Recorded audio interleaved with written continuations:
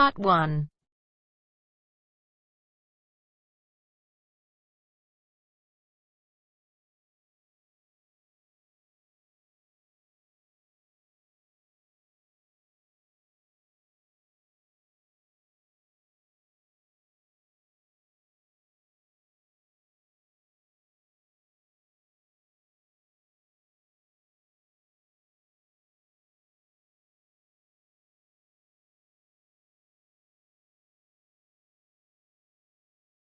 You will hear a man phoning to inquire about hotel information.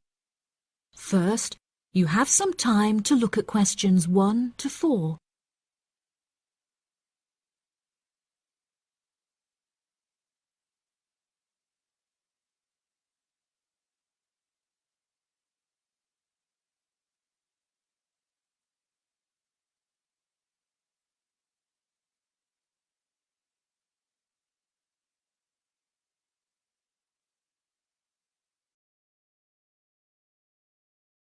Now we shall begin.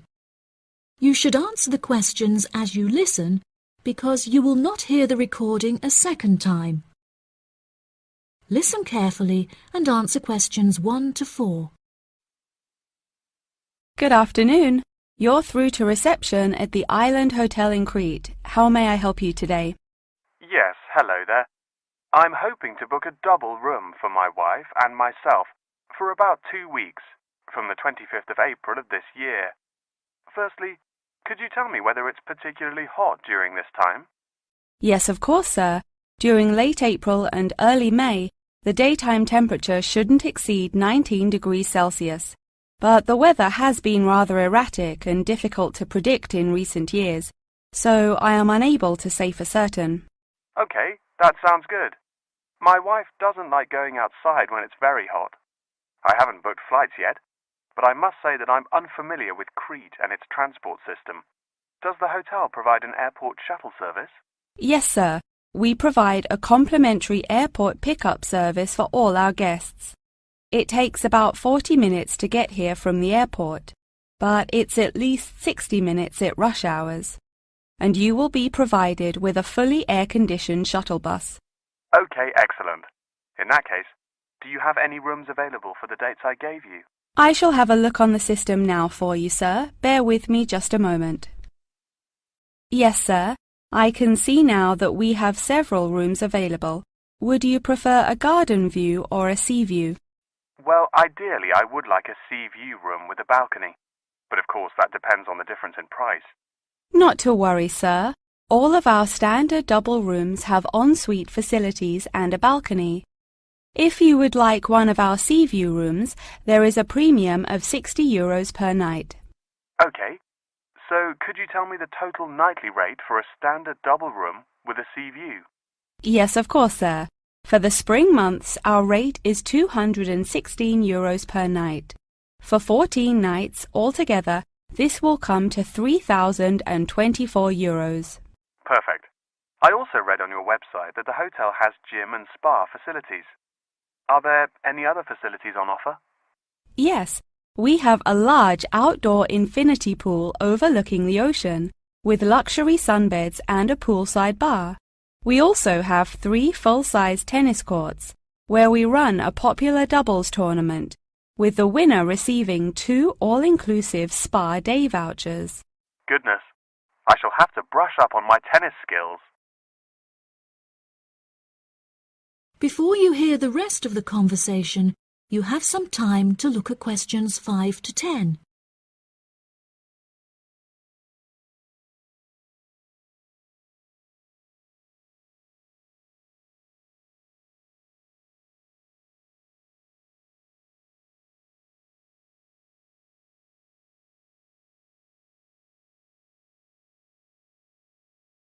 Now listen and answer questions 5 to 10. Are there any other activities organised by the hotel that we can partake in? It's just that it's our wedding anniversary on the 30th of June, and I would like to provide my wife with the perfect romantic getaway. I can assure you, sir, that your wife won't be disappointed. Ours is a 5-star resort, which is renowned for its luxury and beauty. In terms of activities, the hotel provides thrice-weekly entertainment. On Tuesdays, guests will take a minibus and partake in learning to cook succulent fish dishes with our Michelin-starred chef Enrique. The class will take place in a beautiful valley deep in the Cretan hills, where guests will be treated to an intimate piano performance by our in-house concert pianist Pedro. On Wednesdays, a select number of guests will be fortunate enough to explore the mountains by helicopter, before being transported to a tropical Cretan garden by shuttle bus. Finally, on Thursdays, after a fancy dinner, we provide a spectacular fireworks display, which guests can view from the comfort of a cable car. Oh, wow! That all sounds absolutely wonderful. I shall book the room now, and then I need to look at flights so as not to become extortionate. Would you like to take my details now or later? That is the end of part 1. You now have half a minute to check your answers.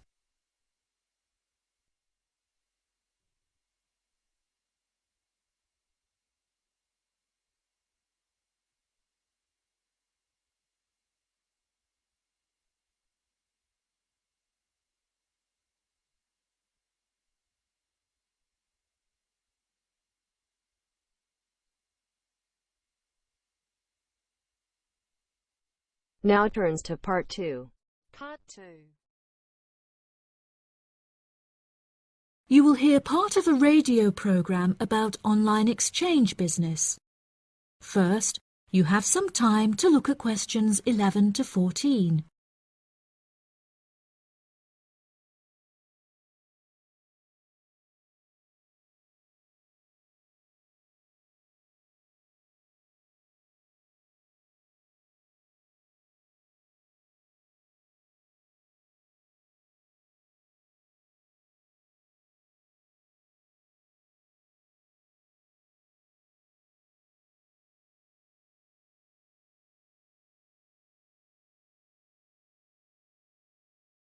Now listen carefully and answer questions 11 to 14. Barter Online UK is a young, up-and-coming website in the United Kingdom where users can buy new and used goods. However, instead of paying with money, registered users instead exchange their purchase for an item of similar value. This part is perhaps the most complicated, as the registered users themselves must mutually decide on an appropriate value, with value either being the recommended retail price, RRP, or simply how much they believe the item to be worth. The website has been founded by a group of 4 friends in the north of England. Originally, they exchanged their belongings among family members. They frequently found themselves swapping their belongings when they no longer had any use for them. They live by the motto, "One person's trash is another person's treasure," and hate to throw things away.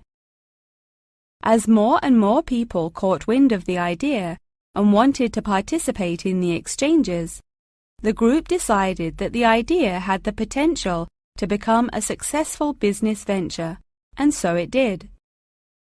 Barter Online UK is a start-up online business, which took 3 months to set up, and has now been running for around half a year.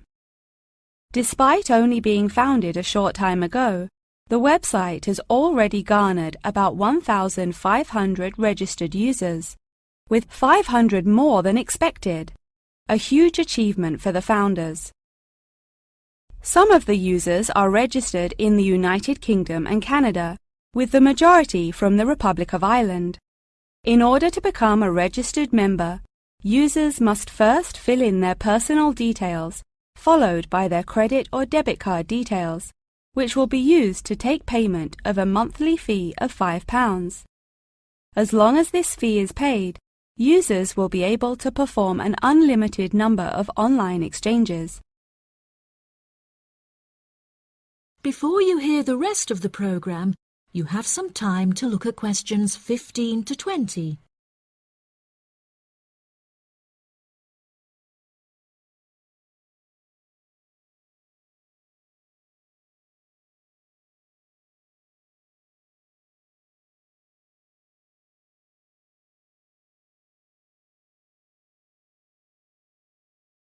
Now listen and answer questions 15 to 20.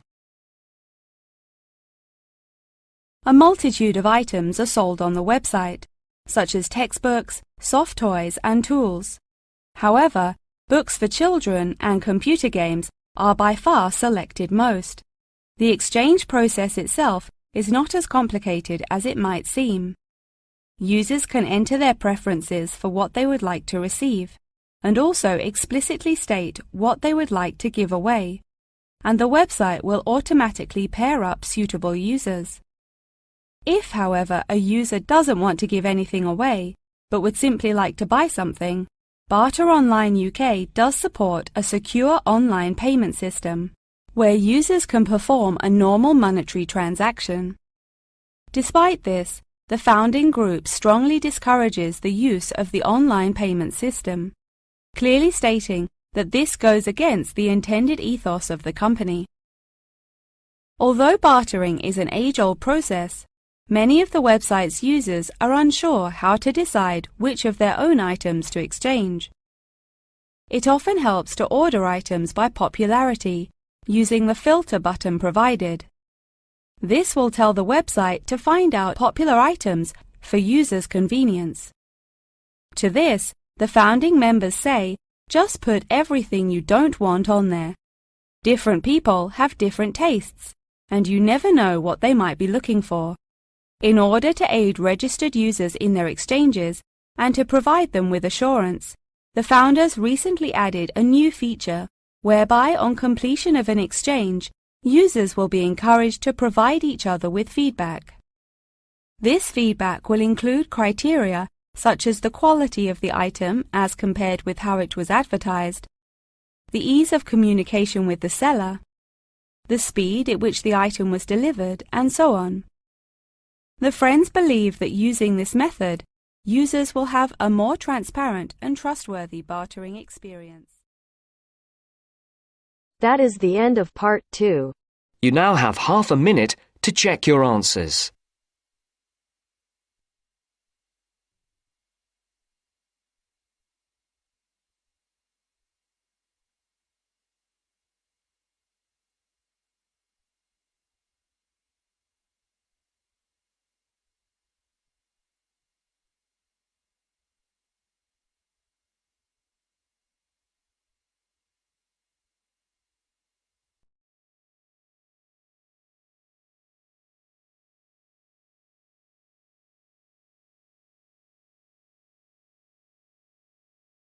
Now turns to part 3.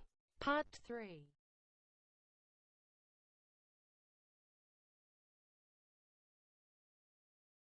You will hear Tom and Annie, two students, talking with their professor about the assignment.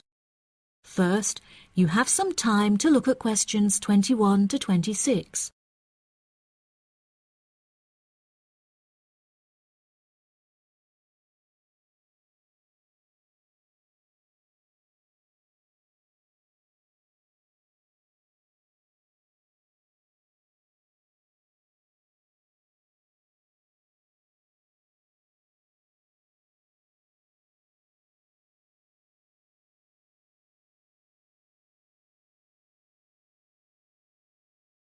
Now listen carefully and answer questions 21 to 26.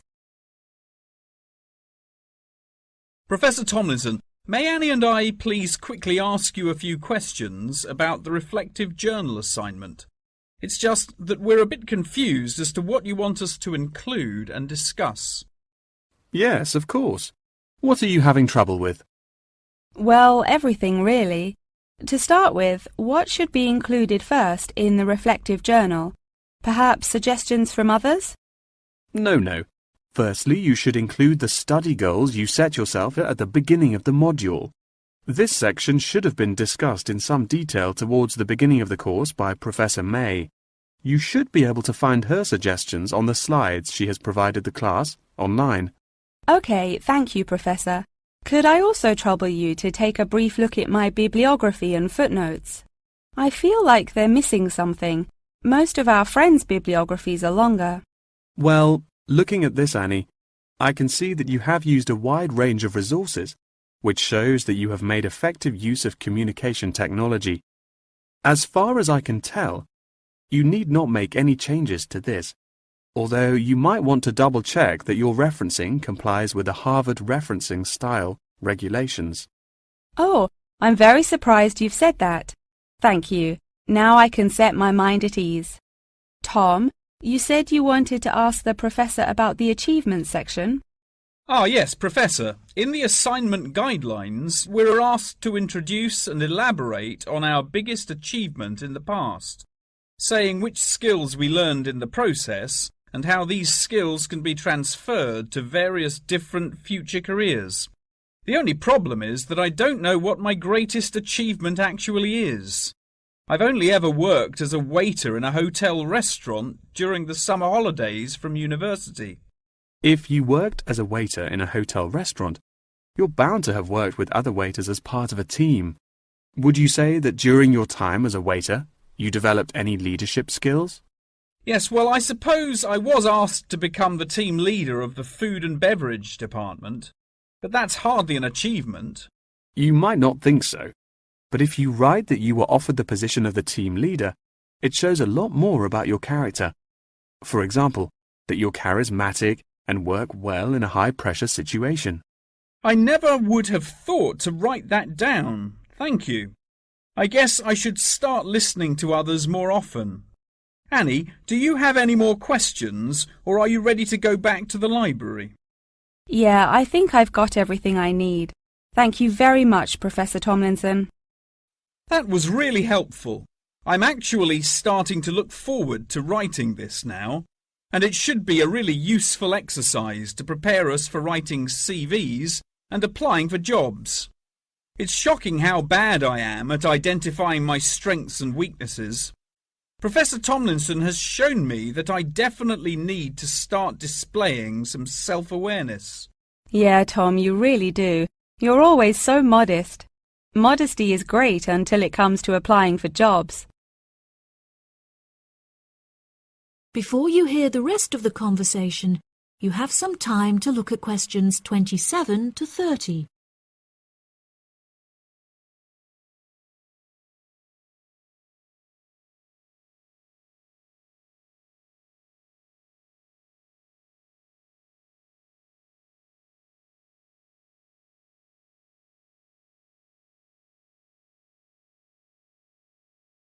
Now listen and answer questions 27 to 30. Oh no! I forgot to ask the professor about the section on identifying the skills gained through different activities. Do you remember? When it asks you, for example, whether writing an essay develops your study skills or your independent learning and so on. Oh goodness, we really should have asked him that. I've been having trouble with it too. It just seems like such a pointless task. What do you reckon the answers are? I think writing an essay might be a way of identifying and resolving a problem, because you have to state the problem in the introduction and then solve it. I'm not so sure about taking exams. I thought they were supposed to develop lots of different skill sets. If I really had to choose, I'd say that taking exams enables you to become more confident in yourself. Do you agree? Maybe. I really don't know either. What do you think about the last two? Making class notes and presentation notes? Oh, it's so difficult. I think making class notes has to be a way of becoming a more independent learner, because you yourself decide what the important information is and learn it. That reminds me, I find taking presentation notes is a disaster.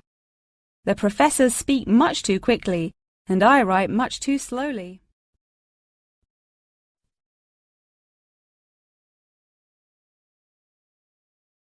That is the end of part 3. You now have half a minute to check your answers.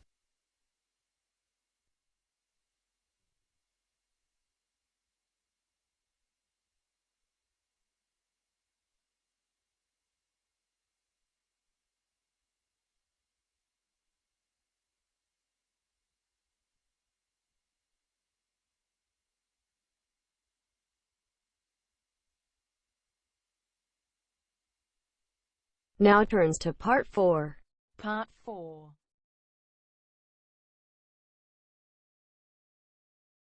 You will hear a talk on the research of the behaviour of chimpanzees. First, you have some time to look at questions 31 to 40.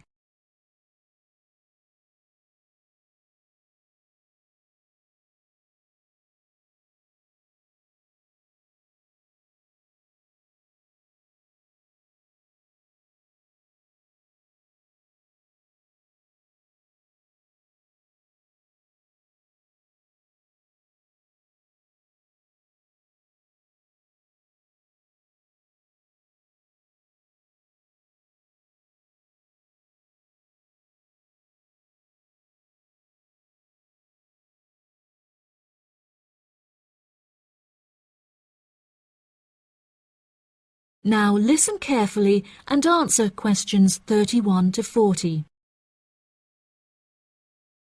Welcome back to my series of short lectures on apes. Today we will examine recent and historical breakthroughs on the behaviour of chimpanzees, otherwise known as chimps. The word chimpanzee is an umbrella term for two different species of apes in the genus Pan, which are the common chimpanzee or Pan troglodytes found in West and Central Africa, and the bonobo or Pan paniscus, which are found in the forests of the Democratic Republic of the Congo. Chimpanzees belong to the Hominidae family, together with gorillas, orangutans, and indeed humans. Current research tells us that the chimps broke away from the human branch of the Hominidae family approximately 6 million years ago and remain the closest living relative to humans to this day. More modern researches into chimpanzees have centered on their behavioral characteristics, once all biological and genetic factors have been ruled out. In this way, scientists have unearthed an unfathomable amount of similarities between human and chimpanzee behavior. Although much of this research has taken place through observation of captive chimps, the results are widely seen as an authoritative reflection of chimps living in the wild.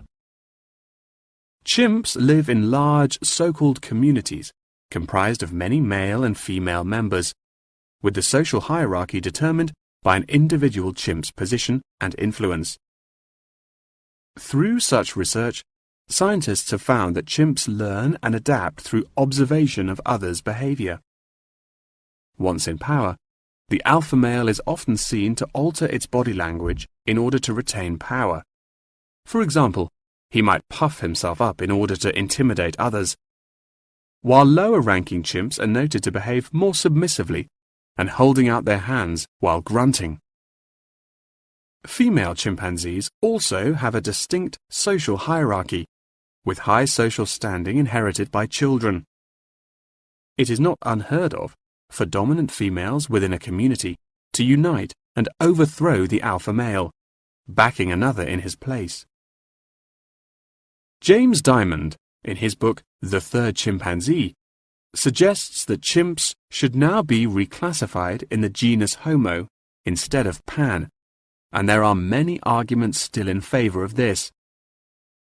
Male common chimpanzees are, on average, 1.7 meters in height, weighing 70 kilograms, with their female counterparts being somewhat smaller. By comparison, the bonobo is slightly shorter and lighter, but with longer arms and legs. However, both species walk on all fours and climb trees with great ease. Jane Goodall made a groundbreaking discovery in 1960 when she observed the use of tools among chimpanzees, including digging for termites with large sticks. A recent study claimed to reveal that common chimpanzees in Senegal have been using spears sharpened with their teeth to hunt. However, these reports remain unsubstantiated. Researchers have witnessed such tools, namely rocks, being used by chimps to open coconut shells, and indeed crushing nuts with stone hammers. As scientific technology has developed, so too has our knowledge of the sheer extent of the chimp's intelligence. Research has now shown that chimps have the capability to learn and use symbols and understand aspects of the human language, including syntax, as well as numerical sequences.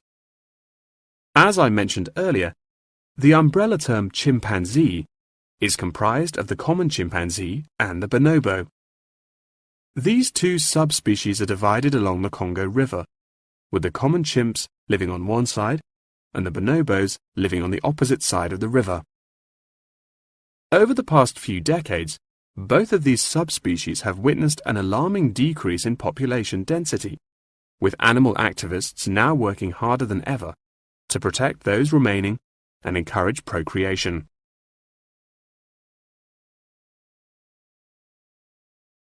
In addition, next week's episode will focus more closely on how chimpanzees in captivity are able to learn things through imitating the behavior of humans, as well as how chimpanzees' behaviors have developed over many generations.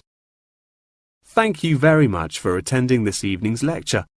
I hope you found it intellectually stimulating, and I look forward to seeing you again next week. Good night. That is the end of part 4. You now have half a minute to check your answers.